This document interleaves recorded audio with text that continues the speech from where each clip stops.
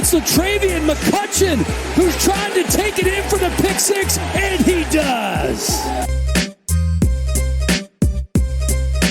It's a pull-up. Flemings. Oh, he wanted it, and he got it. Talk about onion stack chin.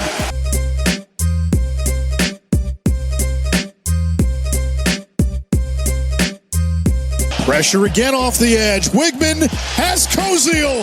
He's got room to run. Touchdown.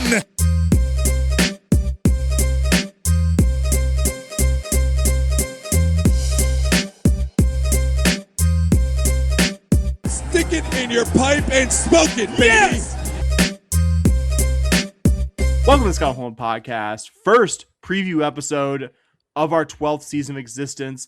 Much as we enjoy as an annual curtain raiser doing our bold predictions episode with co-host Emeritus Dustin. It was a lot of fun last week. Did a little bit different take on it. Would very much recommend.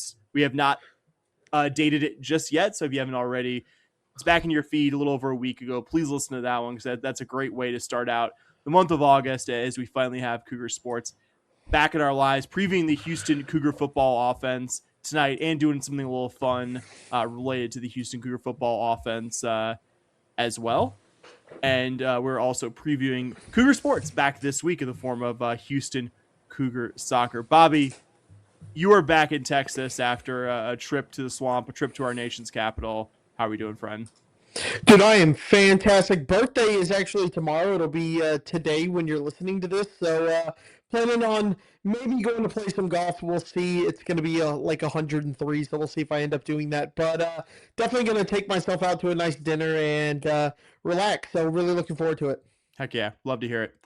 Yeah, man.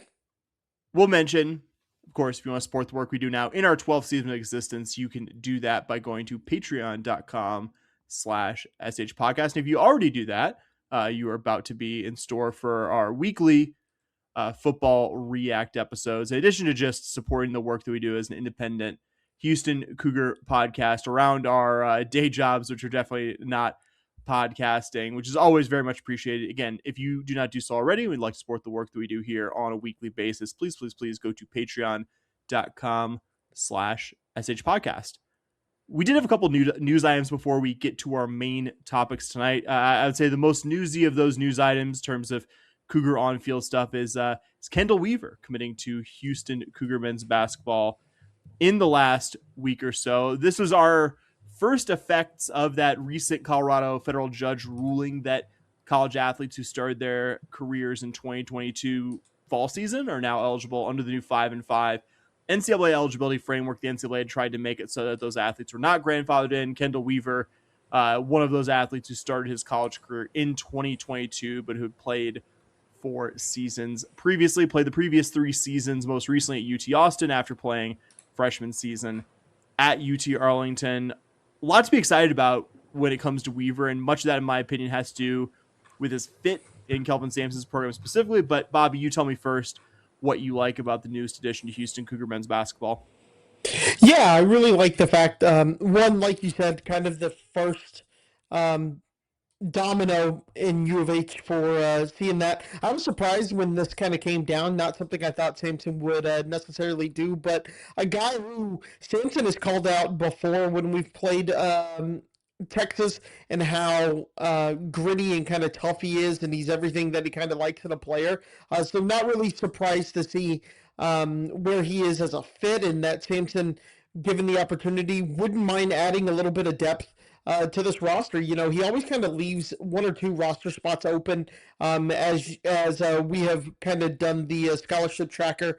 You guys did it before I started, so one thing that always kind of helped me out. But seeing that, and but yeah, there always seems to be a roster spot or 2 open in case something like this happens, in case some in case some depth is needed and a player comes available.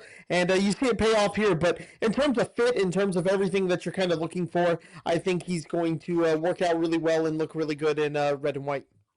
He averaged 3 seasons with the Longhorns. Weaver averaged right around 6 points and 4 rebounds per game. Never going to be a high volume scorer here, and that's fine. Above average rebounding guard, was second on the Longhorns last season in offensive rebounding rate, which is pretty incredible from a guard. good defender who's not afraid of being on one of an opponent's top guards, not afraid to drive to the basket when he does call his own number offensively. They're different players because no two players have truly identical games, but he reminds me so much of Malik Wilson. And I expect he'll play a similar role in this season's team. I think you could also make some Tajay Moore comparisons as well, which always strengthens my previously established opinion on here that the coming season's team reminds me a lot of the 21-22 Houston Cougar men's basketball team. A flattering comparison, in my opinion, because I don't know if any Kelvin Sampson NCAA tournament level team was more the sum of their parts than that one was, in terms of the team really being more than some of the individual talent. I said before, I don't believe this team, pretty confidently saying this, has nearly as many first round draft picks as last year's team. There's no knock on last year's team, but I believe this team could be, when it's all said and done, more than some of its parts because of you have veteran guys you brought in, including, but not limited to, Chendall Weaver. Probably a good sign that you have someone here to do something that nobody in last year's roster, with all respect to last year's roster, could do. One of those things you and I talked about, Bobby, was that you didn't have a Malik Wilson on last year's team. You had some promising players off the bench, Mercy Miller and Chase McCarty chief among them, but you didn't have a veteran tone setter in the way that Malik was, which I think was a very, very valuable part of the team that was national runner-up 2 seasons ago. This is a player who Sampson has admired for a long time, who, even as someone arriving later than all his teammates, plenty of confidence he's going to fit on the roster. That not being there for summer, don't get me wrong, summer very much an important part of what Kelvin Sampson and obviously strength coach Alan Bishop do there, but it's a 50-year college guy, plenty of confidence that he'll step right in. And even if worst case scenario happens here, and I don't believe this is possible, I believe the NCAA just got dealt its 100th L in a court of law in the last day or so about this very topic, but let's just say somehow the NCAA gets the Colorado ruling overturned and Weaver isn't eligible. Not a major tragedy there either, even though I would much rather have him than not. It's not like, oh, we penciled this guy in to score 15, 16 points. We pencil this guy in to run point guard, and he's not. That's not the case here. He's a valuable player, but also the fortunes of 26-27 Houston Cougar men's basketball, don't necessarily hinge on Weaver either. Yeah, exactly. I think it's one of those moments where you kind of go, "Oh man, if we can get him, that's nice. If you can't get him, that's disappointing, but not, like you said, soul snatching kind of thing here." So yeah, something that I was excited to hear. Like I think you texted me a little surprised that Sampson did this. I was too. Yeah, but I think you can not like it, just as like something that I feel we need to say.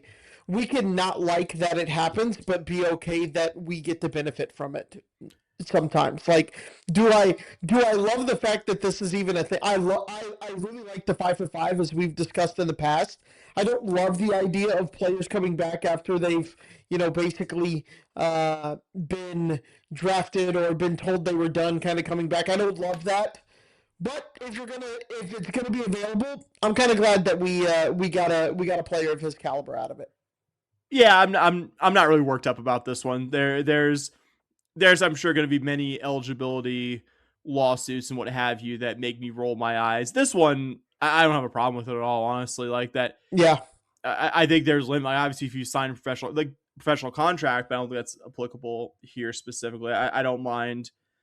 I don't mind these guys getting the benefit of it, though. I'm sure there'll be some case that just makes me hate the concept of lawyers just a little bit more than I did the day before. But yeah, it would be foolish not to take on a player like Weaver, who Sampson has clearly for multiple years really coveted as a player. Like it was 2 years ago, the game when we beat the Horns in Austin. Afterwards, he was talking about what a great defensive player Chendall Weaver was. Yeah, so. That's what I was talking about earlier. I was just like, yeah, he was one of the players that really stood out to Sampson, and it's clearly a guy that Sampson has admired for a while. Yeah, just as everyone has said, the most Houston Cougar men's basketball player who has not yet, although will this season, play for Houston Cougar men's basketball. One more news item here before we get to our Cougar football offense preview. We have a number of Cougar men's golfers competing at the US Amateur Hard Tee Championship, which we will discuss for the first time here in season 12, earliest edition of Cougar Golf Corner.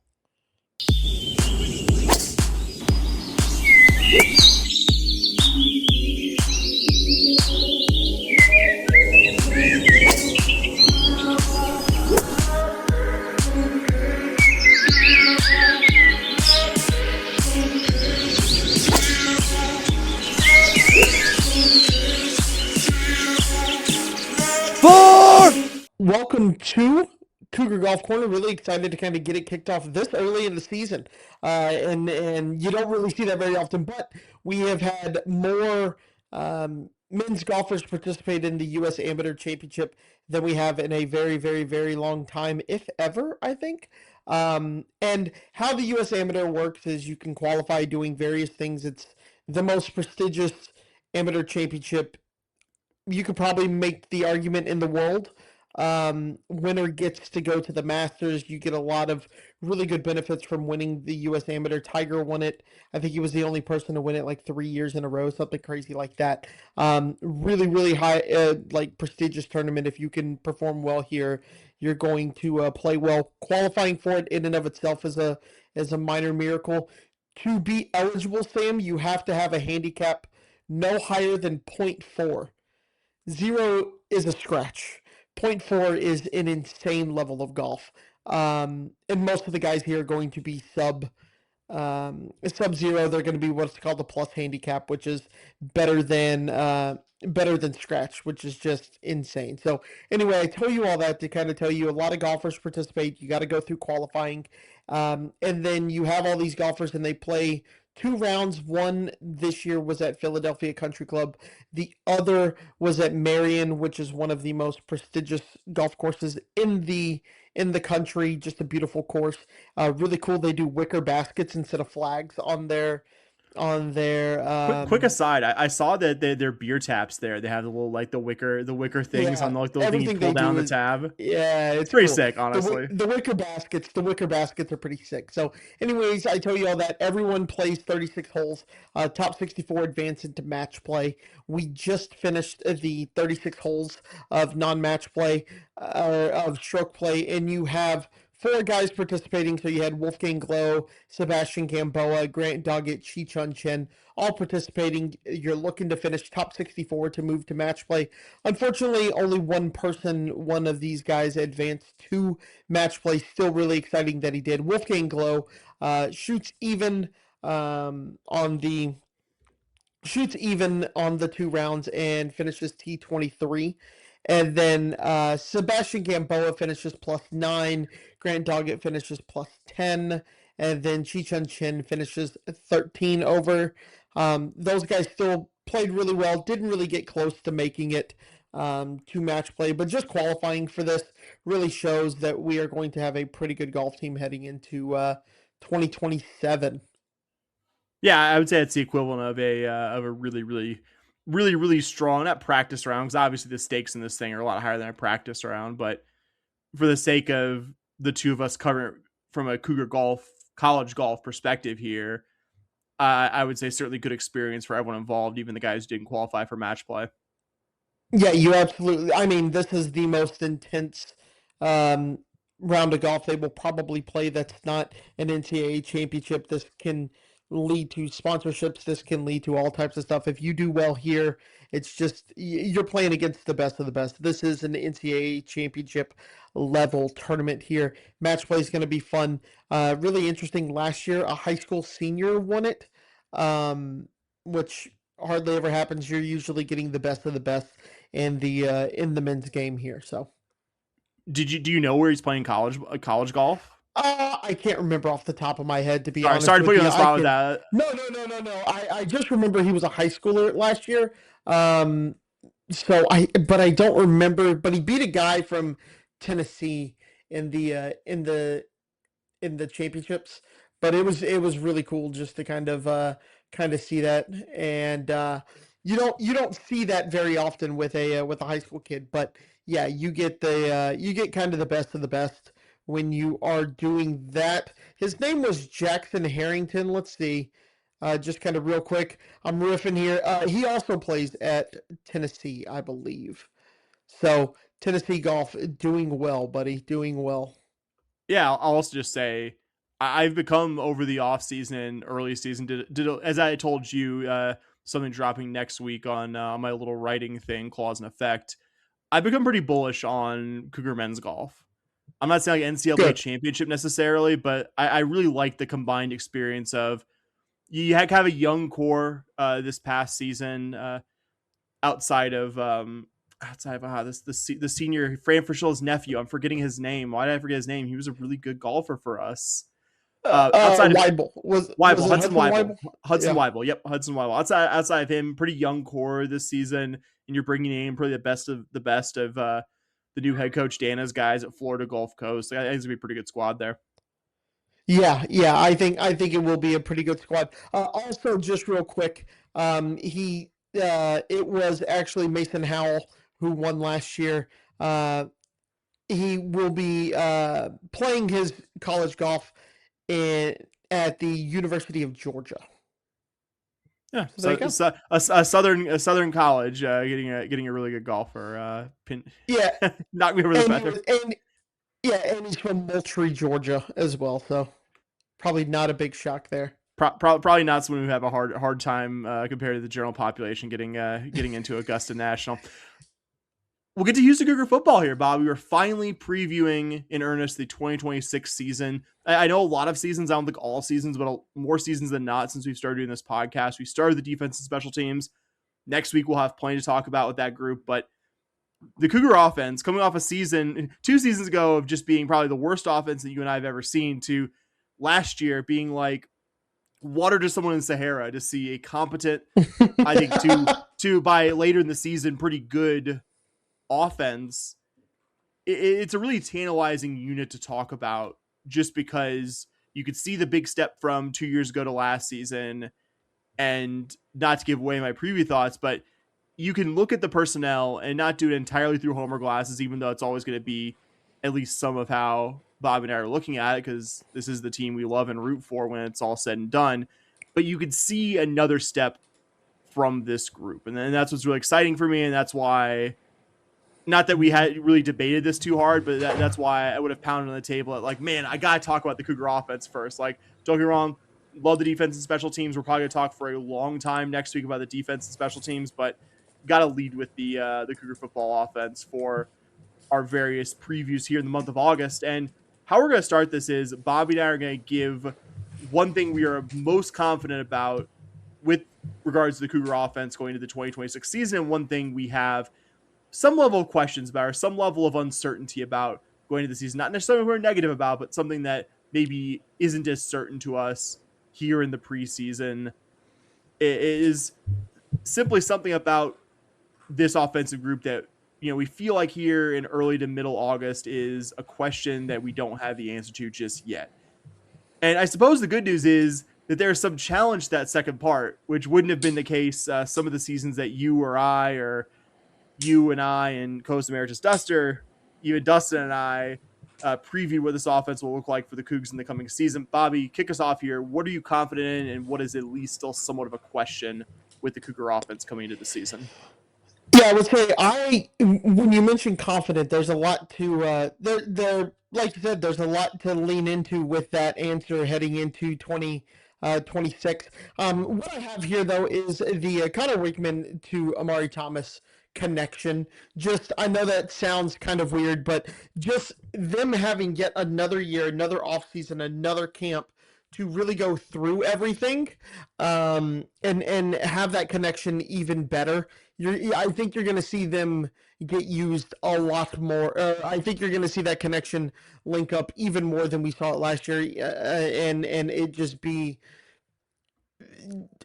unstoppable this year. So I would say that's probably what I am most confident about. And then I'm going to say this, and it's going to sound very negative, and I don't mean for it to because I'm actually pretty high on this group, but I would say my question mark comes with offensive line. I think we brought in a lot of talent. I think we brought in a lot of guys, and I really think we've kind of, and we'll get into this a little bit more, I think we've kind of raised the floor there. But you do bring in 3 new guys who you expect to start on your offensive line. How do they mesh? How do they gel together? We saw last year a whole new starting offensive line. And even those early games, you could tell they were kind of still learning each other, where they're going to be. Not necessarily their assignments, but sometimes offensive line, you see this. It takes a couple of live games. And you got Texas Tech week 3. That defensive line's coming. Hopefully they're gelled fast enough for that. I'm not saying that I think the offensive line even really has the potential to be bad because I think their floor is really high. It's just going to be how do they gel together and how quickly can they do that gelling. I think it should be a statement of how simpatico our thinking is. I didn't pick exactly those 2, but if I had to say, the 2 choices you made were probably my number 2 in both cases for a lot of the reasons you said. The thing I'm most confident about is this Cougar running back group. This is easily the best group of backs since our first season doing this pod, the 2015 season, and could absolutely prove to be better than that 2015 group when it's all said and done this season. And I realize for a number of seasons in the past decade or so, doesn't represent a super high bar to clear. I mean, the last Cougar player to rush for 1,000 yards or more in a single season was Greg Ward in that 2015 Peach Bowl Conference Championship season, though Kenneth Farrow was just under 1,000 despite missing 2 games hurt that season. We haven't had a 1,000-yard rusher from a Cougar running back since Farrow did it in Tony Levine's last season in 2014. It's been a while, Bobby. A 1,000-yard Cougar running back has never happened since we started doing this podcast. I didn't have gray hairs when we started doing this podcast. I'm saying all that to telegraph, not any specific prediction here necessarily that, I think X player is going to reach 1,000 yards this year. And really in this era, you see more sharing of carries, fewer guys who have 1,000-yard seasons. But I believe that lack of 1,000-yard rusher is a symptom of not so much the current era of offense, but some of your past coaching staff's poor recruiting and development at this position specifically. You had promising youngsters at different points, Parker Jenkins and Alton McCaskill in the last several years, Mulva Carr, if you want to go back a little bit, but those guys didn't really develop in this program. There were also veteran transfers, and really other than Dean Connors last season, I'd struggle to name another veteran transfer who came in here in the last decade or so and really had the desired impact. This season's running back group really checks all the boxes for me. I know he's coming off a partial season in Oregon where he didn't have much of an impact, but I love the add of Mekhi Hughes as a veteran with multiple 1,000-yard rushing seasons in his career, including one his redshirt freshman year playing for current offensive coordinators Slade Nagel and Willie Fritz at Tulane. Rashawn Sanford and DJ Butler each don't have enough body of work to feel super confident with them being your go-to guy right now, but as secondary options, they're both intriguing. And even you go long-term at running back, John Hebert, who in most other U of H recruiting classes would have been the star signee, but despite being a consensus 4-star and one of the top players in Texas, flew under the radar a bit because you brought in Keyshawn Henderson and Paris Melvin Jr. in the same class. You need more than just good backs to have the kind of rushing attack U of H clearly wants to have, but I do really believe this will be the best group we've covered since we started doing this podcast. What I'm less certain about, I'll acknowledge that if we're talking receivers to include wide receivers and tight ends, much, much deeper group than a season ago, such that it might even render my concern here, and I'm using heavy air quotes on concern, irrelevant. I'm just not sure right now we have someone who could fill the role of Tanner Koziol, who's now playing for the Jags. Yes, Patrick Overmeyer will almost certainly be your week 1 starter at tight end, and I liked him as an ad. Caught 58 passes in his last 2 seasons at UTSA. And I believe by the end of his UH career, he can be relied on the same way this offense relied on Koziol for much of last season. But I think he'll take a slightly less, share of the catches than we saw from Koziol last season. I mean, like I said, he has 58 career receptions. Koziol had almost double that in his last season at Ball State. Yes, Koziol was taking a big step up in competition, but he was already used to being a high volume target in an offense we came in here.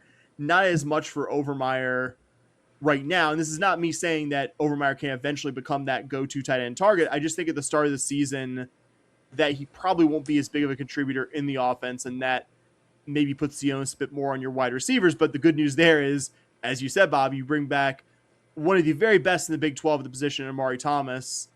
And I won't empty the clip on all my receiver notes now, but pretty easy case to be made that this is, by a wide margin, the deepest and most effective receiver group that Willie Fritz has had here at U of H. Yeah, I don't disagree with anything that you have that you said there. I think it sounds like I'm probably a little bit higher on Overmeyer than you are, but yeah, I totally understand what you're saying about that, and you do kind of look at his numbers and things like that. And so I see how you got there. Like I said, I think I might be a little bit higher on him, but I think he'll be fine. Yeah. I don't think he'll be an 8 to 10 catch guy the way Koziol was out of the box. That's all. Yeah, and I don't disagree with that. I think where you make that up is you have Amari Thomas, right? You have Amari Thomas back, and yeah, I think Koziol was a big security blanket for Connor last year, and so I do wonder who's going to be that for him this year. You'd like to think Amari Thomas is kind of going to be that, but that's not really the role Amari Thomas is going to play. That guy who you need it's 3rd and 5, and you need a quick little you need a first down to kind of keep the momentum going. I don't think that's Amari Thomas necessarily. So I don't think that you're wrong there. In that Overmeyer probably won't be what Koziol is, but I still think Overmeyer is going to be very, very, very, very, very, very, very good this year. So I figure we'd start with an offensive line that has been one of the bigger positive stories of the offseason, a unit whose success any offense will kind of live and die on. And the good news is that I listened to our offense preview from last season, Bobby. 12 months ago, we were just trying to talk ourselves into this team having maybe the 12th or 13th best O-line in the conference after having the absolute worst one by a wide margin here in Willie Fritz's first season. But before I pass it off to you, Bobby, I think the best sign here in the preseason, this is what we talked about this last season, is that there isn't competition right now for who your first team O-line is going to be. At this point, it's very much from left to right: Albin Ebasele, Shadre Hurst, Anthony Boswell, Mackenzie Agnello, and Drew Terrell. Because, I mean, cast your mind back even further to Fritz's first spring and fall practices here. Oh, God. There's a lot of competition at the position group, and looking back, it was clearly just we're desperately trying to find 5 guys who are any damn good blocking up front, and that didn't really happen very often that season. Competition is good, and it does sound like there's healthy competition right now for your second team O-line, but this is the position group where you would want separation from the first team to the second team and below. And it really sounds like that's happened from the start of spring ball to present, which can only be good news when it comes to your offensive line. Yeah.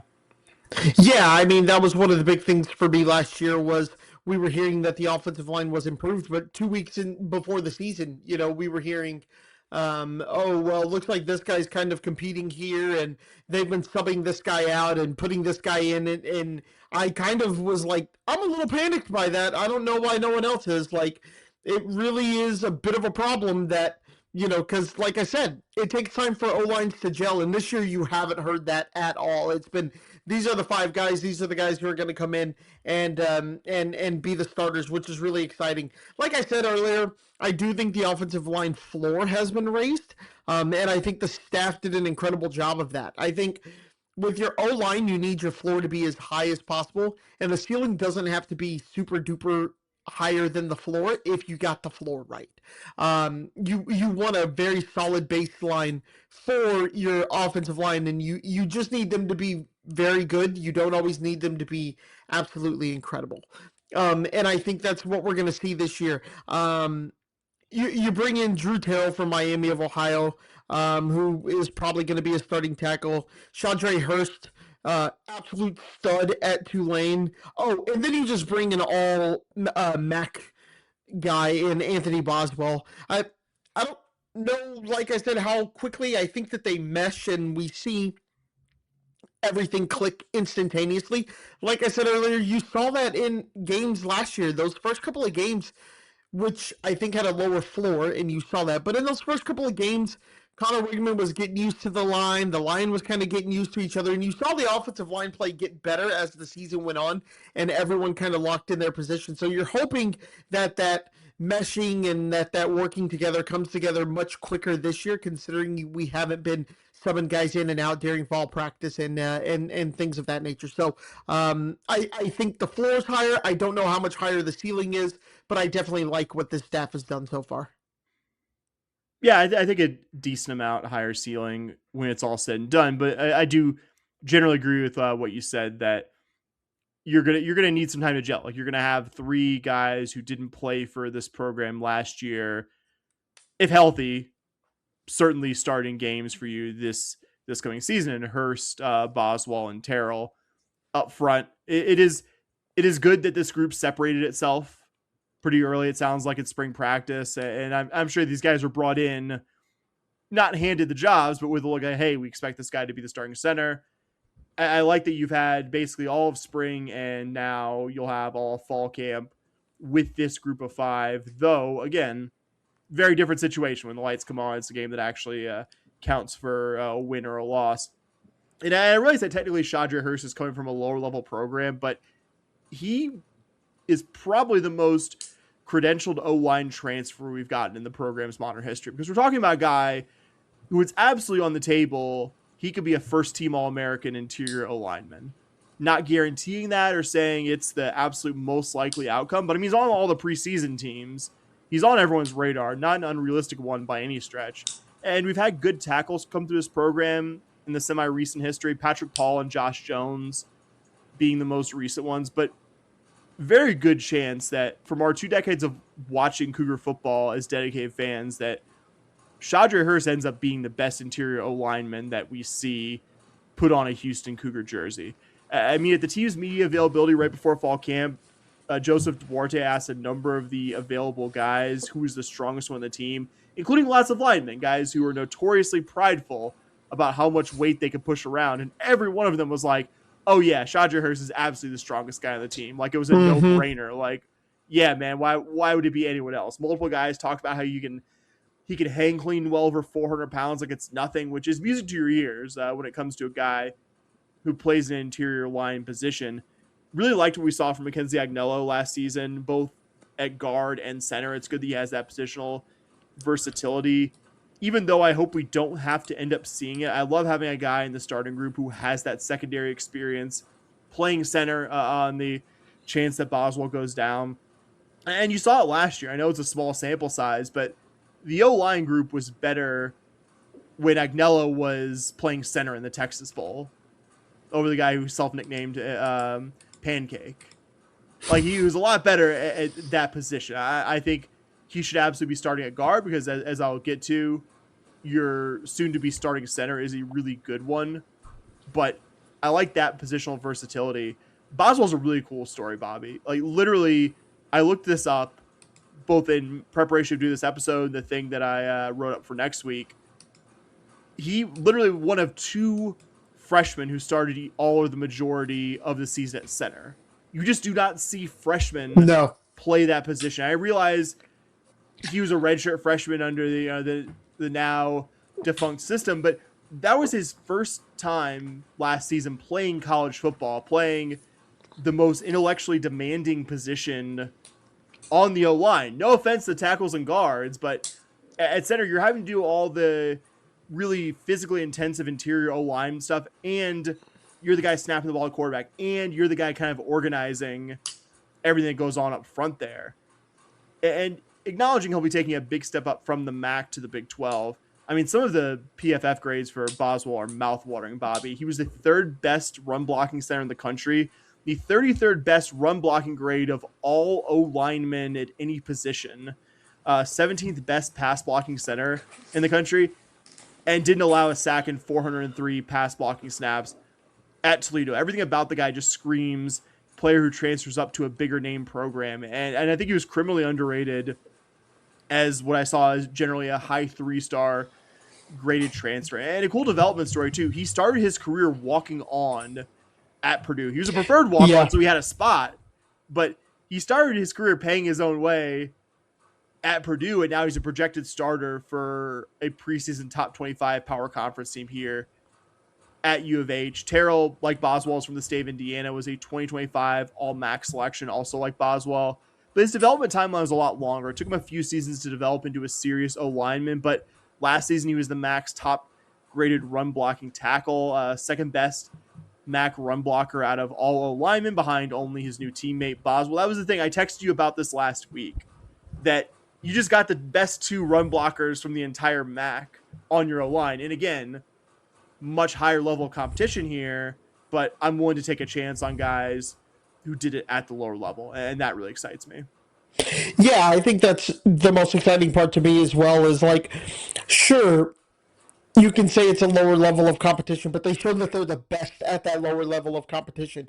You are having a big jump up here, but overall, super excited to get those guys. Everything you said, absolutely, just to take your words here, mouth-watering when you look at their PFF grades and what they've accomplished so far. I think, like I said earlier, though, you've absolutely raised the floor of your offensive line room, and I could see them being one of the best in the Big 12. I won't go so far as say, one of the best in the country or anything like that, because the SEC and Big 10 exist as well, and they're, they just have some guys over there. But everyone's talking about the trenches with Texas Tech and how much better they are than everybody else. I think this offensive line has a chance to compete with that Texas Tech O-line in terms of how good it is, and if it is as good as we think it is going to be, buddy, we got a very good offense in 2026 headed our way. I have a hard time seeing this being anything other than one of the better run blocking groups in the Big 12, which, given that we know the staff really wants to be run first offensively, is a really exciting thing to talk about in the preseason. I would acknowledge the pass blocking is less of a certainty. I think that's where you see some of those growing pains that you alluded to earlier with the three new starters as well. But if this ends up being a really good to elite rushing offense, that will have positive downstream effects for everything else, including the pass blocking and the pass offense as well. Next, we're going to talk about the Cougar quarterbacks, because it's remarkable that we've gone from 2 seasons ago where we had 0 quarterbacks on the roster that you or I had any serious belief should be starting for a Big 12 team, to a QB room this coming season with a former 5-star starter who you can make a good case for taking the next step and being all conference in 2026, and behind him a truly elite quarterback recruit waiting in the wings to take over fully after the season. The two of us have been in the past spoiled for good quarterback play from our time as Cougar fans, but I would say we're about to be spoiled once again. Bobby, what are your thoughts on this Cougar quarterback group? Yeah, man, it's really getting into my steak is too juicy, my lobster is too buttery. Really is. The situation here where if you say anything negative, like what can you say negative about this room right now?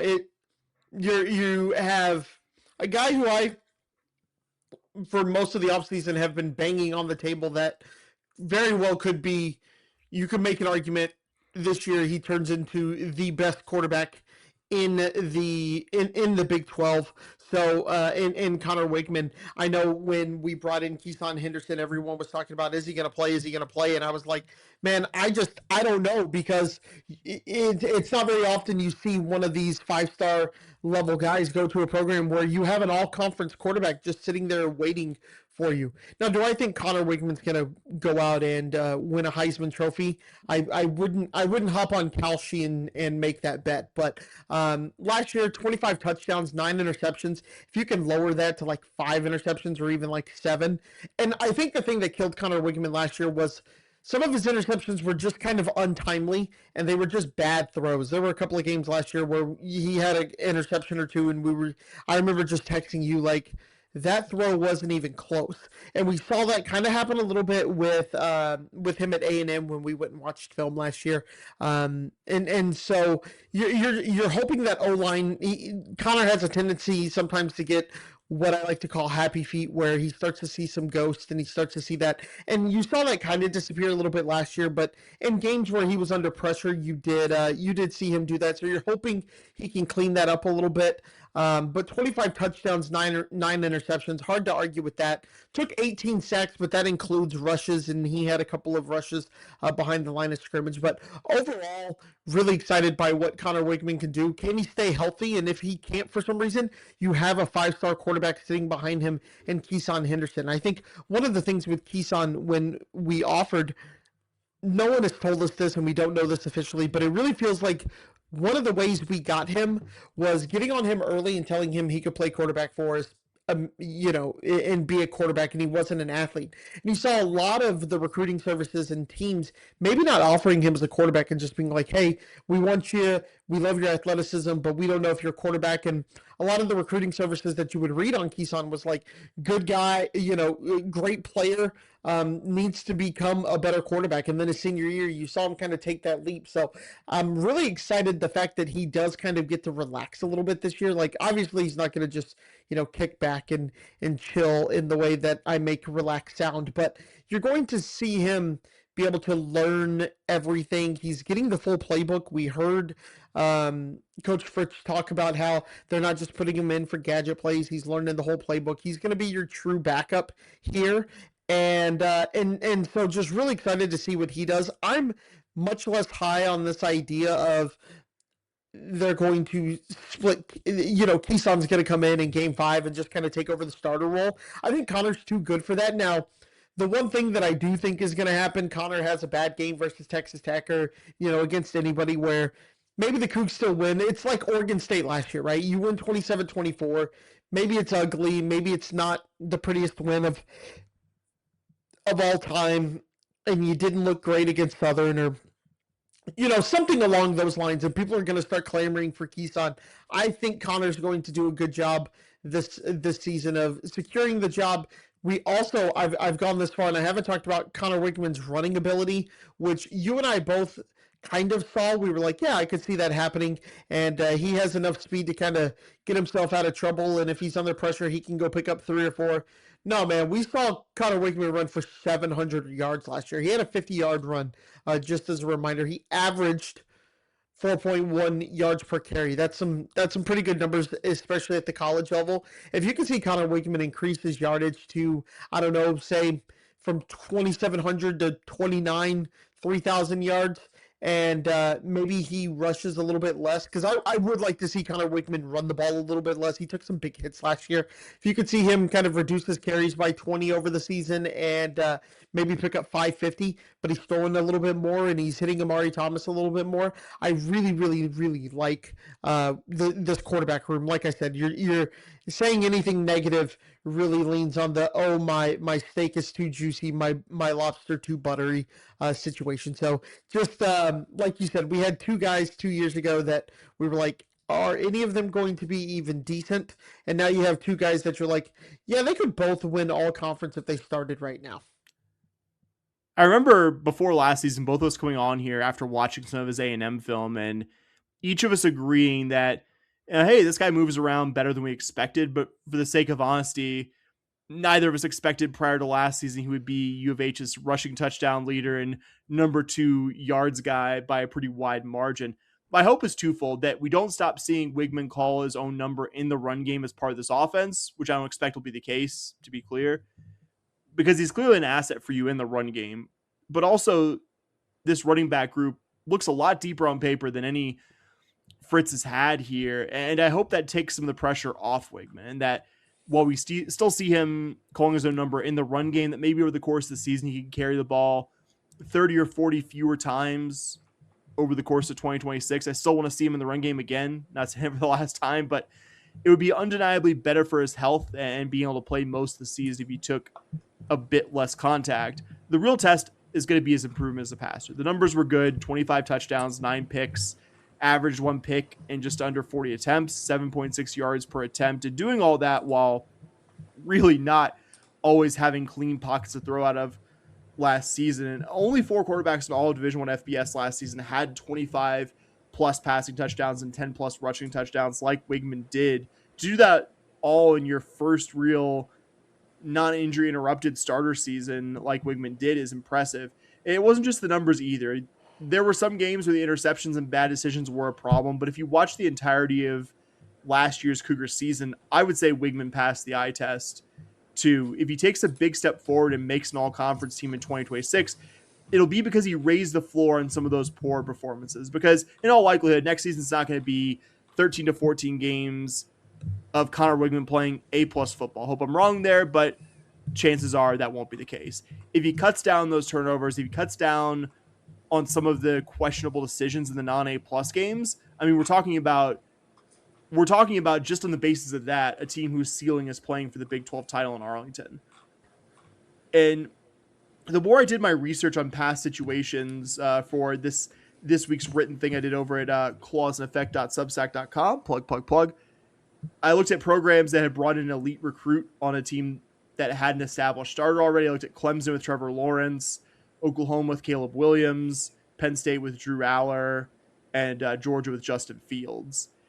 And in doing that, it's kind of a reminder that any of the inexactness of recruiting and evaluation that still exists, guys who come out of high school with the pedigree of the four guys just mentioned, with Keyshawn Henderson's pedigree, which is every bit as good as all of those guys just mentioned, except maybe Trevor Lawrence, who might be the best quarterback recruit of the modern era. Guys who are 5 stars and the highest end of 5 stars, like Henderson is, rarely are anything but positive difference makers at the college level. It's rare that you can find a sure thing in recruiting, but quarterback recruits like Henderson are just about the surest thing you can find. And I'm confident still that his biggest impact to this program is going to be felt after the season, but I'm also fairly confident from looking at all those examples of guys like Henderson in their first season in college that he's not going to look exactly like your replacement level young backup quarterback. He's too good to keep on the bench 99% of the time. Still Connor Wigman's team. Wigman, I expect, will be the starter every week if healthy, but we're going to see Henderson on the field in some form or fashion. I'm very confident in that. Exactly what it looks like, I don't think anyone can say for sure, but he's also too good to keep off the field entirely, even if I'm fully with you that this is Connor Wigman's team.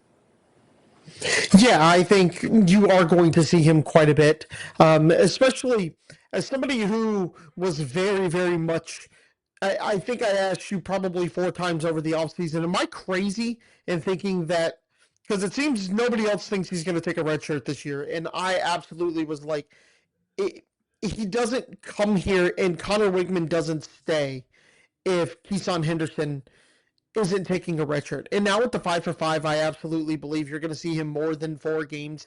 I wouldn't be surprised. Hopefully you see him in the first 2 a pretty good amount. If you don't see him in that Southern game, I think we are probably changing our outlook a little bit on what we think this team could be. But overall, I think you're going to see him in more than 4 games, and I think you're going to probably see him in 8 or 9, maybe 10 games, even for at least 1 snap. We get to the Cougar running backs next. I said a lot of what I wanted to say about the running backs when we talked about our positive and our question and thing earlier, but really exciting group, both for the season to come and in the long term. Bobby, your thoughts on this group? Yeah, I mean, it's really going to come down to how good is Mekhi Hughes. When he was at Tulane, an absolute stud, was one of the highest rated transfers last year. I think he was definitely one of the more excited and talked about ones heading over to Oregon, and people were excited what he was going to do, and then just didn't see the field last year. I think he had like 70 yards total. And so just not a great performance at Oregon, but maybe he comes back, reunites with Coach Fritz, and we're going to see a lot of really, really good coming out of Mekhi Hughes. I think, as you stated earlier, it is a pretty deep running back room, but if he goes and you get Tulane levels of Mekhi Hughes, this offense is going to run the ball as the staff has said they want to do.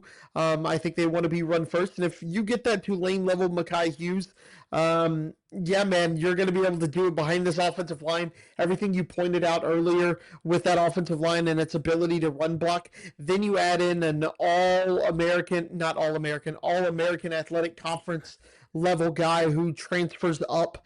And you can't help but get excited about it and what that could look like. You also return Rashawn Stanford, who was really good in 2024, and you also get back DJ Butler, who was 3rd on the team in rushing last year. Again, like I said, if you can get Mekhi Hughes from Tulane, it's game over. The Cougs will be able to run the ball like Willie Fritz and his offensive staff clearly wants to do, clearly what they're aiming to do. I think this running back room could be very, very good. It all depends on which Mekhi Hughes do you get. I do think, and fingers crossed, hope that we get the Tulane version of Mekhi Hughes. Yeah, Mekhi Hughes' Tulane body of work is more than enough for me to be excited. That he already has 2 different 1,000+ yard rushing seasons in an era where that's not as common without any injury disruption in those seasons is exciting. And it wasn't even like, oh, he broke 1,000 yards by a handful from a bowl game performance. He had almost 2,800 yards and 22 rushing touchdowns in those 2 seasons on the field at Tulane. I'm not expecting a carbon copy necessarily of those Tulane numbers this season, though would love to be wrong on that one. But if he can give you a slightly more than what Dean Connors gave you last year with Wigman still being a presence in the run game, and you get a little bit more from the backs behind Hughes in the pecking order, we're talking about one of the better rushing offenses in the country. I don't know if I've been this bullish before a season on this podcast about a Cougar team's rushing offense since maybe our first season or two. It's been a while, but this group, along with the supporting cast we've already talked about, has me in that headspace. It's a deep group behind him. You mentioned Rashawn Sanford and DJ Butler, John Hebert,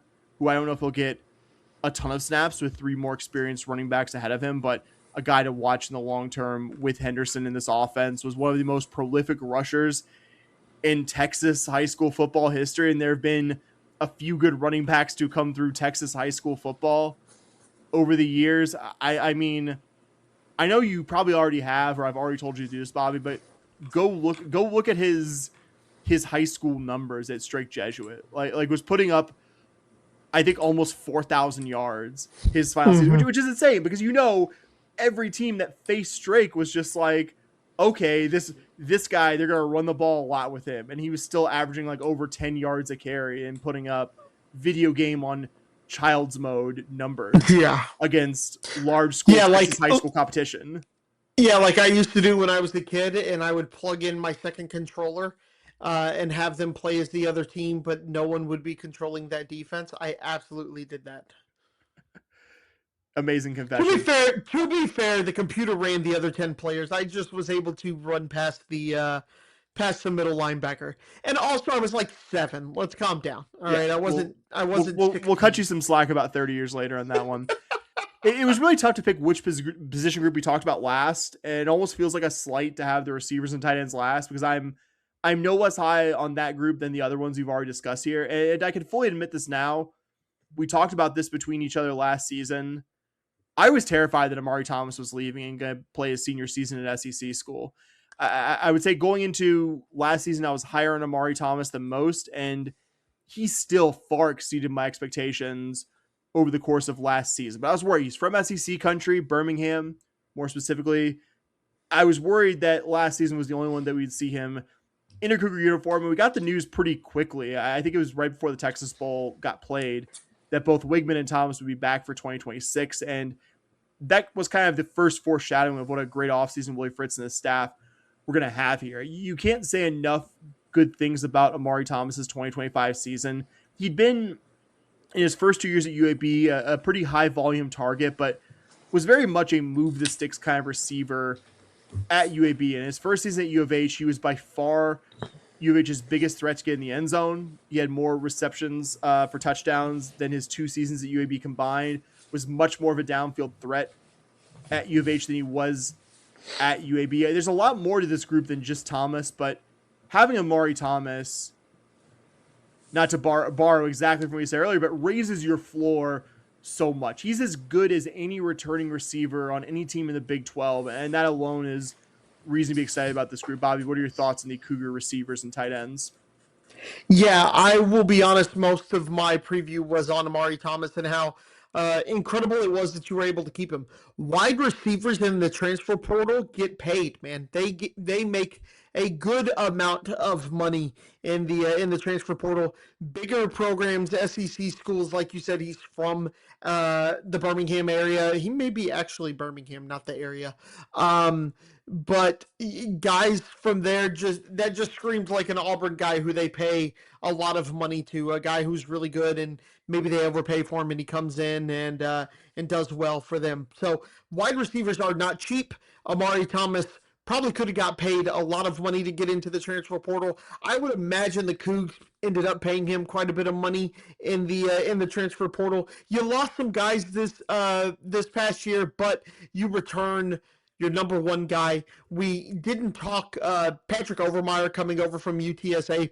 Like you said earlier, I think he's going to fit into that Koziol role pretty well.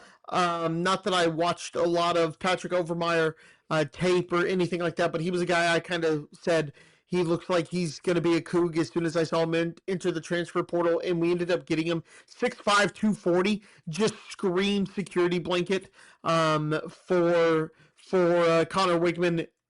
Will he be able to replace Koziol? Probably not perfectly, but I think you have enough talent elsewhere that you may not need a perfect Koziol fill here. So wide receiver room going to be really good this year as well. You brought in some other guys as well, but you brought in Trent Walker from Oregon State. He was a really good player for them last year, and played really well. I think that adds some depth. I think I saw there were 4 transfers in total. And you got guys who can go deep. You got guys who can be possession players for this team as well. It's just Wigman has shown his ability to, or has shown that he likes to kind of hit 1 or 2 guys more than anybody. Can he spread it out enough? And what does coverages look like this year with Amari Thomas? He's going to be the focal point for every secondary this year. Not that he wasn't last year, but now he's definitely going to have a target. Arguably the best wide receiver in the conference. Teams are going to put 2 guys on him. Can other guys in that wide receiving room make a play? Trent Walker, I believe, is the answer to that question you had earlier about who's your move the six. So maybe it's a combination of Trent Walker and I think Patrick Overmeyer he'll still be a part of it.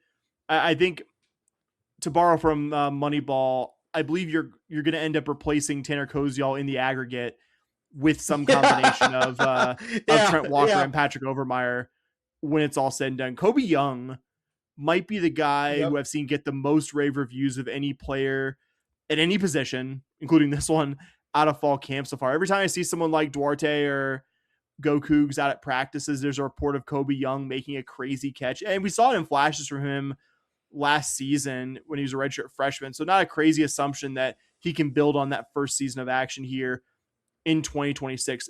The biggest reason why I'm so bullish in this group is that I can make the case for a few different guys being your number 2 receiving option behind Thomas. The staff is clearly high on Young, and with a limited sample size last year, he's still very explosive. Trent Walker, who I mentioned a bit ago, is coming in as a super senior off of catching 149 passes in his last 2 seasons at Oregon State. And I promise I'm not just saying because he's a white wide receiver, but I really do think he is the safest bet to be your move the sticks kind of receiver for this offense, which is still a very valuable thing to have, along with a guy like Amari Thomas, who's a target in the end zone who can really take the top off opposing defenses.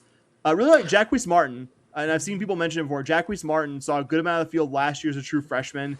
To me, he's a wild card to watch as well.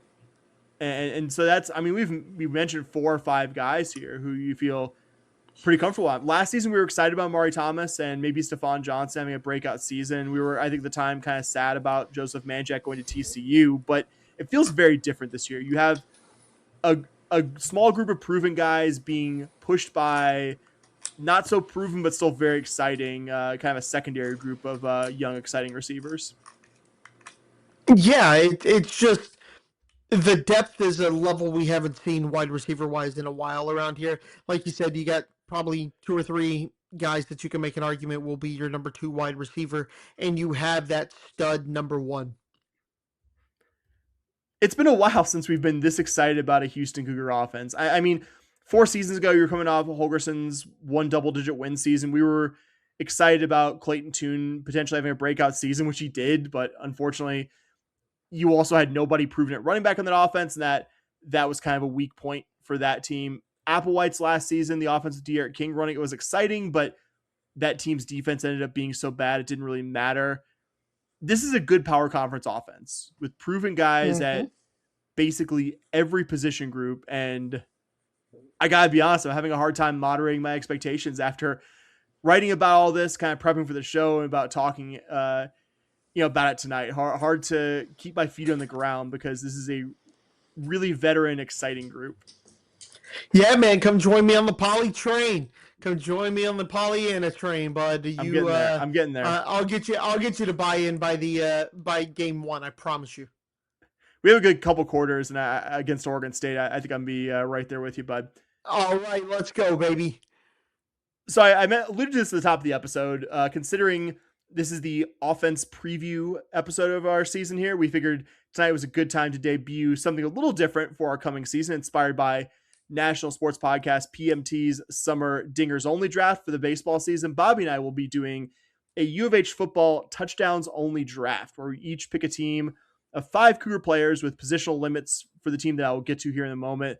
And over the course of the regular season and postseason, whichever co-host team has the most combined touchdowns between its 5 players will have the bragging rights of victory and will likely get to make the losing co-host do something they don't like, as has become kind of a tradition here, though we have not at all decided what that will be. Here are your team limits. We'll each have 2 running backs, 2 receivers, which can be receivers or wide receivers, or tight ends. Bobby, if you want to go double tight end, theoretically, you can, though I don't imagine you will. And our 5th spot is reserved for a defense, special teams player, or a backup quarterback wild card roster spot. Connor Wigman is not eligible to be picked just because that would probably confer whoever picks him with an unfair advantage over the season, but the 2 of us agreed you could take Keyshawn Henderson or any other backup quarterback with that 5th wild card spot on your roster, because I thought that would add an interesting wrinkle, as we don't know exactly how much he will play in the coming season just yet. Last thing, since we were doing this before the season and before the end of fall camp, even if one of the 5 players that we picked gets hurt in the preseason or by the 4th game of the regular season, you are allowed a 1 injury sub from a previously undrafted player as a replacement. So to summarize, Bobby and I are each drafting a 5-man team of mostly U of H running backs and receivers with a wild card pick that can be a defensive player, a return specialist, or a projected backup quarterback. And the co-host whose team has the most combined touchdowns at the end of the season wins. Bobby, did I explain this properly? I think so. So this will be a snake order. Bobby won our random number draw before the episode here tonight, so he will get the first pick. Bobby, that's your draft music. Whenever you are ready, who is your first player off the board? Yeah, I feel like this one's pretty obvious. I'm going to take Amari Thomas here. Yeah. That one felt pretty obvious. I feel like your second pick, the second pick is going to be a pretty obvious one as well. But please go ahead. Mekhi Hughes. I assume that was who you were penciling. Mekhi Hughes will be my first running back pick and the first addition to my touchdowns only team. All right, who you got? Oh yeah, I mentioned the snake order, and then I promptly forgot that it was a snake order here. This is a little bit tougher. Like, you got the 2 obvious guys off the board here first, and I'm gonna throw a curveball at you because you're gonna be like, after all the negging I did of Patrick Overmeyer. No, you're not. I am. Just because the nature of his position, because I think he'll be more of an end zone target than Trent Walker, who's probably your safest bet to be the number 2 receiver. I'm going Patrick Overmeyer with my first of 2 receiver slots here. I gotta be honest, when you said that you had that question about him, I was like, oh my God, he's not gonna pick him, and I'm gonna get Amari Thomas and Patrick Overmeyer and win this thing with the top 2 touchdown guys this year. Oh man, that really threw me Game off. within the game, Bobby. Game within the game. Yeah, I like it. I'm not mad at you over that one.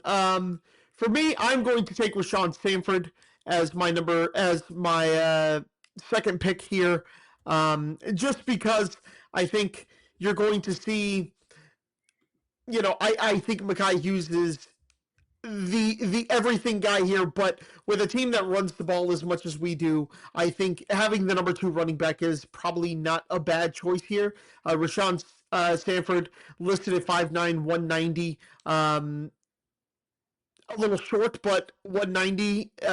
For instance, DJ Butler 6 feet 190. You put Sanford in a goal line situation, he kind of disappears behind some linemen. You can use them to sneak it a little bit. So I'm going there for Rashawn Sanford, and then I'm going to take. I'm going to take. Oof, man, I'm going to take Trent Walker here. The number two, the guy who I kind of think is going to be the number 2 wide receiver, a possession guy, a guy who I think we're going to see kind of disappear into the flat and goal line situations and probably sneak a couple of touchdowns here. I'm glad you took Walker off. Don't get me wrong, I would have absolutely taken him if you'd gone with the guy I'm about to take here with my pick. I'm going with Kobe Young, even though I expect Walker to very much have a higher. If this was the receptions only draft, Walker might have been my my number 2. I might have taken him over Thomas, honestly, because there's a chance that I think he gets a higher volume of targets. So obviously I expect Thomas to have the touchdowns and yards lead, but I'm happy with Kobe Young here, even though you're doing some projecting. Like, you're not a guy with a ton of career receptions and yards to this point in his career, but I think he'll be a good secondary touchdown target for Connor Wigman outside of the obvious guys like maybe Maury Thomas and Overmeyer. Mm-hmm. It's ready to you again. I know. I was gonna say, are you ready for my most wild pick, Bobby? You're really sounding like me in bold predictions here. I'm going Keyshawn Henderson for my wild card picker. Okay. I could end up being completely wrong about this. So this could be what sinks me winning this when it's all said and done. But I really do think we're going to see him, and like we're not going to see him to the extent that Connor Wigman doesn't have a healthy touchdown total at the end of the season. But I could also see, he gets the entire second half against Southern, and I mean, you're not going to be kneeling the ball for the entire half. Like there's a chance against like Southern, he has a 10 carry, 150 something yard, 3 touchdown performance here. And we're getting a little later here. So that is my riskiest pick, but I'm putting Keyshawn Henderson with my wild card spot here. All right, so that leaves me with my final 2 picks. I'm going to, it doesn't really matter the order in which I take these, but I will take DJ Butler here. I think it's Sanford, Hughes, Butler are going to kind of be your 3 running backs in my opinion. And then my wild card, are you ready for this, Sam? Hit me. I'm picking Paris Melvin. I had him on my board. I had him on my board if you had gotten to Henderson before me. Yeah, a guy who is just going to be on the field and has everything that we've seen is that, or everything I've seen, I could be wrong. I could have missed something, which wouldn't surprise me, is that Paris Melvin has kind of been on the defensive side, but I wouldn't be surprised they put him out at wide receiver. He feels like a player that they're just going to try and get the ball in his hands and just go make a play. So I wouldn't be surprised to see him there. And then also, don't be surprised to see him if he can go back and return kicks as well. Again, just a speed guy, an athlete who you just want to get the ball in his hands and kind of watch him go. So I'm going with Paris Melvin as my wild card. Sam, you got one last pick. Who's your running back going to be? Going with John Hebert. This is risky too because there are 3 more veteran running backs ahead of him, but betting on the guy with the most ridiculous high school stat line I've ever seen, maybe jumping a couple of those vets in the depth chart and getting some touchdowns, adding to his gaudy career total from the prep ranks. I love it. So to recap, our team, Bobby's team at running back, he has Rashawn Sanford and DJ Butler. At the receiver positions, he has Trent Walker and Amari Thomas, with his wild card being Paris Melvin Jr. My team, my 2 backs are Mekhi Hughes and John Hebert, with my receivers being Patrick Overmeyer and Kobe Young, with Keyshawn Henderson as my wild card. Excited as always to see how this plays out over the course of the season, buddy. Yeah, man. I love watching Cougar sports no matter what, but this and Pickness really make the games matter a little bit more to me. This year with Pickness, gotta maintain my undefeated streak here. And hopefully I can win touchdowns only as well, and really make you suffer come December, January time, bud. I shudder to think what's going to happen if I lose both Pickness and the touchdown only drive. It might be a real final kind of humiliation for me, but we won't think that negatively. It's the preseason, like we said with Cougar football. Optimism abounds here. Optimism abounds, man. Here in the Sam picking program. We think it's going to be a great fall 2026 for us here, and we'll believe that until we face the cold reality that maybe it doesn't happen in December or early January. Yeah, as you're watching a really bad as I'm watching LSU score a meaningless rushing touchdown that forced me to listen to the worst fucking country music album of all time. Yeah, like that. No, I don't know what you're talking about. I remember I watched that game with my dad, and I'm you know me, I'm much less unreasonably emotional about Cougar sports. I obviously care deeply about it, but my ability to fly off the handle at Cougar sports is the bar is so much higher than when Bobby and I became first friends, where we'll just be quite frank, it didn't take very much for Cougar sports to maybe fly off the handle about various this and that. One bad coverage by a late aughts defensive back. But yeah, I remember just not loudly or anything, but I remember just swearing when I saw LSU get that touchdown in there, because I don't have my picks memorized, but I did remember that I had LSU not scoring a rushing touchdown as one of my picks. And I was like, I'm pretty sure that broke me. I'm pretty sure I lost to Bobby for the season because we gave up a completely meaningless, like 70 or 80 yard LSU drive at the very end of a bowl game that we ended up winning. Obviously didn't meaningfully take away from my enjoyment of the Texas Bowl win, but I remember seeing that and being like, and they couldn't run the ball all night. They could not run the ball all night, and basically had stopped trying to do it. And then finally got close enough to the goal line to where I was like, all right, well, we got to do this. And they ran it. And I'm like, of course this is how I lose. But again, optimism abounds. You couldn't run a boot here in what is it on in college football 27 with like play action power O. Yeah, exactly. Get the guy Van Buren who's at South Florida now one more touchdown before he goes and plays in the group of 6. Come on now, interim head coach Frank Wilson. All right. Our last topic, but still a very important one. We have real on-field Houston Cougar sports to talk about this week as your Cougar soccer program opens their season tomorrow night. Tonight, probably, as you're listening, or after, at Florida Gulf Coast on my co-host's birthday here, no less. If you listen to our season opener bowl predictions episode, you probably gathered that I'm very high on what this team can do in 2026. And Bobby's a big naysayer, thinks they'll barely win a game. Obviously, kidding on the last part, but I'm really high on this group of players working with this coaching staff. You didn't lose any of the projected key returners who would have had eligibility for this season, and you return experience at every level. Worth reminding ourselves how dire this was before Ben Williams got here. 2 seasons ago in 2024, you and I basically stopped talking soccer every episode because it was a drag to talk about a team that was pretty seriously uncompetitive against Big 12 opponents. The team couldn't score. The team gave up a ton of goals. They were 1-10 against Big 12 opponents, and frankly, we're pretty fortunate to have not gone 0-for in conference play over that season. Ben Williams comes in as head coach, and in 12 months' time, he went from being an absolute sieve defensively to one of the better defensive records in program history, allowed almost 1/3 of the goals per game that you allowed 2 seasons ago. This team was alive to qualify for the conference tournament going into its last regular season game, something that I think was pretty far beyond what either of us expected going into last season. I'm probably going out on a limb in my prediction that I made last episode that this team will do what no prior Cougar team has done and go to the NCAAs. But I don't think I'm going out on a limb and saying that they can improve upon what they did a season ago. Bobby, give me your overall thoughts on Cougar soccer as we're on the eve of the season. Yeah, man. Last year, the team was absolutely better than I expected. As you said, the year before was just atrocious and not fun to watch. Like you said, we didn't even talk about it most weeks just because you would come on and be like, well, we lost both games, and we lost both games this week, and it wasn't even close. And the one you won didn't feel like you absolutely dominated that game or anything like that.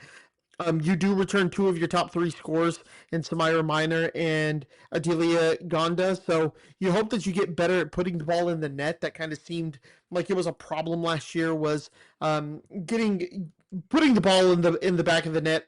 You look at the team's overall goals per game, and it was like 1.88, which I think was like 4th or 5th in the Big 12. I think it was 5th, highest in the Big 12, and you get a little excited and you go, maybe those guys on Scott and Holman podcast don't really know what they're talking about when they said the team last year couldn't score. But then you go to the Big 12 play and they average 1 goal a game. Not great. It's tough to win mini soccer games if you're only scoring 1. Not saying that it's impossible, but you don't see it a ton, especially at the college level. So hopefully you do put the ball in the back of the net a little bit more. I think you can see with some of these groups that, with some of the players, that you are going to see that, and how Coach Williams is kind of building his roster and what he sees. So I think this team does have a chance to do what they said in the bold predictions episode, but I think they're going to be better. I think the schedule was kind to them this year, as Dustin pointed out in that episode. But overall, I'm really excited about this team and where they're headed. We'll do a quick look at the position groups. Defensively, you'll have a new face in goal for 2026. Almost certainly Sierra McClure starting between the posts. McClure is responsible for, and this is a compliment to her, one of the most frustrating Cougar games of the 2025 soccer season. That was a road 0-0 draw against SFA. She had 10 saves, tying her season high, which also had 10 saves against A&M, was the best goalkeeper in the Southland Conference by a wide margin for a somewhat challenged, offensively at least, SFA team. Was eventually named Conference Goalkeeper of the Year and first team All-Conference. Also started a good number of games 2 seasons ago as a freshman. Williams is the head coach at SFA. Also played for Williams with Albion Hurricanes, an ECNL grassroots soccer program in the Houston area previously. Co-host Emeritus Dustin last episode did a good job breaking down how unbelievably injury-plagued last year's defense was. You had 3 players who either started games for U of H previously or for Williams at SFA, missed the entirety of last season due to injury. And despite that, you were still by any definition a good defensive team. Any success you really had in conference last season was by being a good defensive team. Now you have all 3 of those players back, the 2 holdovers, Lainey Gonzalez and Charlotte Richardson, along with Ella Morgan, who was Southland Defender of the Year 2 seasons ago for Williams at SFA. You add that to returning starter Maris Bumba, who was number 2 on the team in minutes played last season as a freshman, led all returners actually in minutes played, and also Jocelyn Cheney and Blake Hodgson, who can play as attacking wingbacks or defenders. You also had Kendall Jones coming in from Texas Tech. We'll mention you do lose an incredibly valuable, versatile defender in Alex Whitcraft at graduation. No sugarcoating it. Alex really missed here, but the overall depth of this group is going to be a massive help. Where I think we will see this manifest itself, Bobby, is hanging on to some of those late leads that last year's team got, but maybe couldn't hold on to. I mean, last year's team was good defensively by any definition, but you had a couple of potential signature wins against Tech and West Virginia slip through your fingers in the final 10 minutes because you couldn't see how to lead. I mean, time will tell if this comes true, but I think with a deeper defensive group than you had last season, you could potentially maybe see out some of those tough late leads against better Big 12 opponents. Yeah, I think your defenders, you could kind of tell how much faith Coach Williams had and what he had in the defenders with what he did in terms of transfers.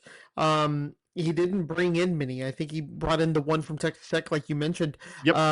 But injuries kind of caught this position out of any success last season, but they were really good defensively to the point that you made. You bring in Ella Morgan. You don't bring her in. She was here last year, but she is one of the players that he brought over, that Coach Williams brought over with him from SFA, and she ended up being injured and was just named a captain as well yesterday. Yesterday. Yep. And so that tells you the kind of belief that her teammates and Coach Williams have in her. So you kind of treated some of these injuries like they were transfers. You were already really good defensively, but now what you've done is you have brought in some more talent that didn't get to play for you or didn't play in every game last year. So really excited about what this team does defensively. Like I said, you can see the faith he has in these players in his current roster just by looking at like the recruiting class. I don't know if you took a peek at that, Sam, but what you notice is he didn't bring in many transfers. He brought in one defensive transfer, but he brought in three midfielders or three defenders in this recruiting class. What that tells me is, don't worry, we don't need the help immediately. We're pretty good here. We're going to have you guys here to develop. So that tells me that he's pretty confident in his defenders this year. And then you mentioned the goalkeepers. Crazy that you lose all your goalkeepers and you bring in three transfers, right? And you bring in one who didn't play at St. Mary's, but ended up being named to the WPSL All-11 team for her region. Really good at the club level. Maybe going to be a backup here. The one I thought was really interesting, though, was the freshman that they signed, that the soccer team has signed, and Delilah Burns. Now, what I think was interesting here and could give a preview of what the staff is looking at in terms of their goalkeeping situation is Delilah comes in and reclassifies from 2027 to 2026 to enroll early. And I feel like the only reason why you're going to do that is you want to get impact early and you want to play early. You're starting the clock a year early. I don't know. It's just something to just kind of keep your eye on this year, that you have a really good, talented goalkeeper who decided to declare early and probably isn't going to start this year. So I'm just really curious what that situation is and why she might have declared and reclassified early. Yeah, I think she's one to watch for the long term, eventually becoming your starter at the position, maybe even give her action some of the lower level leverage non-conference games here as well. Like I don't expect we're going to rotate goalkeepers tomorrow night against Florida Gulf Coast or some of your tougher non-conference games like Vandy, like Memphis to come later in the schedule. But there are enough games where you could see a goalkeeper that's not McClure. And yeah, if I had to guess, it's the freshman early enrollee who's a pretty decent recruit who's going to see action. And really, this could apply to all positions. You saw a decent amount of freshmen on the field last season for this team. I think the good news is it's going to be less, but I expect there's going to be someone from that 7-woman group that you brought in as freshmen who sees more action, who we probably don't mention here on the podcast, who becomes a bigger player for this team than maybe we're expecting here in the preseason. We'll talk about the midfield and attacking group kind of collectively next. Midfield groups are another really strong reason for optimism. You have so many key players back from last season. A pair of former SFA players who transferred over before last season, Morgan Donahue and Ava Shannon, both showed themselves to be more than ready for that step up to Big 12 competition. Danielle Shannon also joins her sister Ava for her final college season after being a multi-year starter for good NCAA tournament qualifying LSU teams. Previously in her career was an elite recruit coming out of high school here as well. Team captain Casey Maddox is back. I think also that really stood out to me that she was a team captain last year as a sophomore, and when they announced it yesterday, was part of that group again as well. Led the midfield group in assists last season. She'll be an exciting one to watch. But the player I'm most intrigued by the midfield and really attacking groups is junior Skylar Miller. She played in every match last season for a top 25 Tennessee team. Certainly here because she's looking for a bigger role, and maybe some of that's position change as well. She was listed as a defender at Tennessee, and she's now listed as a midfielder forward. So maybe that staff there saw her as a deeper line player. And I think obviously part of why she's here is for a bigger role, chance to be a starter here that you probably have a clearer path to than Tennessee, but could have been also a specific role in the field as well. And if she's good enough to get on the field consistently for one of the SEC's best teams, she's good enough to play a very big role here as well. And I'm excited to see what that looks like. The question right now that I can't definitively answer is where the goal scoring improvement comes from. You do return last year's leading goal scorer, Samira Minor, off of a really strong freshman season, and that's a very good place to start. You have Adelia Ganda, who will be playing, who's last year's playing her first season at U of H, playing the biggest role that she had played in her career to date. To that point, she had been kind of a backup for OSU previously. She had 4 goals last season. Jada Arthurs comes in from Cincinnati, played a good amount in her 2 seasons at Cincy, but wasn't a super prolific scorer there. We could absolutely see improvement from someone in this attacking group, especially considering how good Minor was making the jump from high school to college last season as a freshman. But this is the group where I'll admit that you have to do some guesswork on exactly where the goals will come from, even if I am generally positive. And I think being an even better defensive team last year will have positive knock-on effects for the offense, but you're having to do a bit more projecting where the goal scoring comes from. Because like you said at the top of this preview, Bobby, the average was good, a little inflated by non-conference play, and outside of 3 goals against Cincy, I don't believe you scored. No, you scored 2. You scored 2 in the loss to West Virginia at West Virginia. You scored 3 in the win over Cincy. Those were your only multi-goal games of the conference season. So you're going to obviously, I mean, the point of the game is to score goals, not to be too reductive here. So that's a position group, and that's an aspect of this team I have more questions about than the other ones, and don't necessarily have key answers. I'm kind of taking on faith that there'll be improvement here without as much in terms of what I can point to and say, oh, this player's going to do this player's going to do that. And it's an important part. I will admit that is where I'm going on a limb on my prediction here, Bobby. I will admit. Yeah, and look, you can see that the staff kind of agreed with you in terms of where do we see the goals kind of coming from. Like you said, your top 2 forward goal scorers from last season return. And I think Gonda performed exactly as you expected. She showed some flashes at OSU, and you were hoping more playing time would kind of give those better results, and you saw that. Despite that, you could see the Cougs at time, like I said earlier, struggle to put the ball in the back of the net. And as I said, 1 goal a game in conference play just isn't enough to do that. But he brought in a slew of forwards, Joda Artist from Cincy, Skylar Miller from Tennessee, and Bailey Kate from A&M. I would expect Skylar Miller, who played a good amount of minutes for that top 25 team, as you mentioned, to see the field for the Cougs. You're really thinking that she's probably going to be somebody who takes that goal from 1 to maybe 2 a game, something 1.5, somewhere in that range. I think there's a lot of faith in identifying a player who has looked good somewhere else and can, with more playing time and a better role, can do well. Like I said, you saw that last year with Gonda. So you're hoping that happens for a second year in a row while also maintaining Gonda on your roster. And then in terms of the midfield, I think this is probably where Coach Williams had the most confidence heading into the offseason last year. He didn't bring a ton of help in, but he did bring in Danielle Shannon from LSU, whose sister Ava was already a Coug. And I expect her to see the field a good bit, because she played a good bit at LSU, and kind of cool to see the sisters on the same team. But what we have, what we already had on this roster, what Coach Williams was seeing, was clearly at a level that he liked. Also, having 2 midfielders as 2 of your 3 captain tells you that as well. Casey Maddox returns in 2026. She was a captain last year as a sophomore, so that speaks pretty highly to where she's at a team. If you're giving your captain to a sophomore in your first year as a coach, that speaks a lot to what you think of that player. And then you also, Maddox played in all 18 games last year. She started 12 of them. And then the other midfield captain was Morgan Donahue, who started 15 games last season. And you add in a returning Ava Shannon, and you have the makings of a pretty good midfield. I think, like you said, some concerns with putting the ball in the back of the net still. There's no one who jumps out at you and goes, oh yeah, this person came in and is going to be a massive game changer. But I do think Skylar Miller is probably what you're hoping and who you're hoping comes in and takes the scoring to the next level.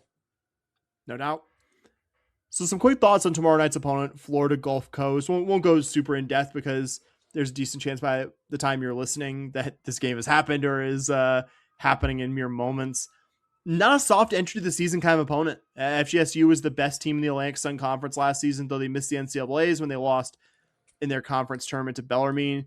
They did lose some key seniors to graduation, including Conference Player of the Year Erica Shupi. They brought back multiple conference players, though, including keeper Madara Bome, who started all 18 games for the Eagles last season. They're a challenging opponent because this is a perennially good smaller conference team who will still see the chance to play a Big 12 opponent on their home field, a chance to prove themselves and get a signature non-conference win. I think it also says something about the confidence that Ben Williams has in his team, that he wasn't afraid to schedule FGCU away from home. That you didn't just take there are a number of teams you could get an easy home win against to start your season, but he wanted to challenge this group really from the word go in August, which I think Doesn't guarantee anything, obviously, but I would say is certainly a good sign for the level of team. And you go bigger picture with that. You have a couple tough non-conference games after this, ones that were tougher than any opponent you saw last season. I would go as far as to say Florida Gulf Coast is better than any team you saw in non-conference last season, because as much as we enjoyed it, we could be honest that last year's Longhorns team was terrible. Did it subtract it all from me enjoying seeing the Cougars beat them 4-1? Not a bit. Nope. Not a bit. Certainly not for a program like this one that has had at times in its history.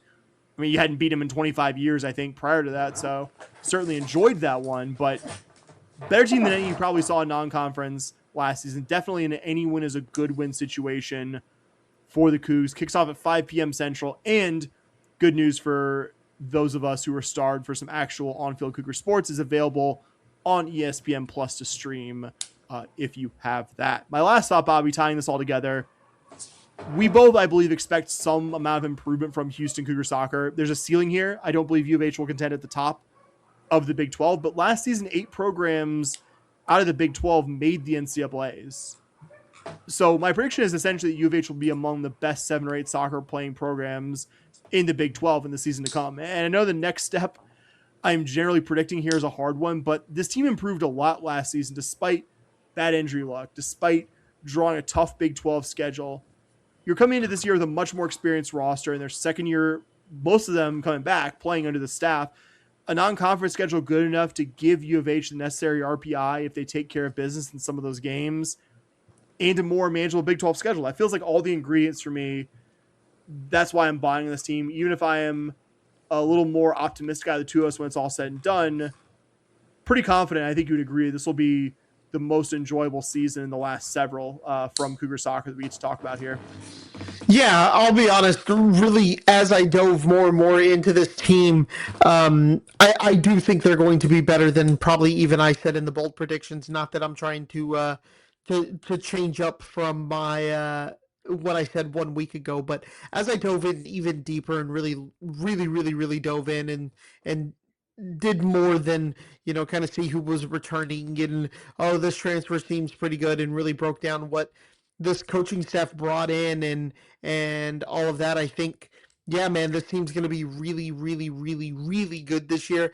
And I think I still have a little bit of an idea of maybe it's a year early with some of these transfers and things of that nature, but man, I wouldn't be totally shocked if this team makes the NCAAs this year. Another meaty podcast in the books. Take us home, bud. All right, well, that is it for this week's episode of the Scott and Holman podcast. I want to thank you guys so much for listening. We appreciate it. This is the 12th season, and I can't speak for all 12, but I absolutely love the 3 that I've done. It's been an absolute pleasure to do it. I'm so excited we're doing the 12th. So want to thank you guys so much for listening.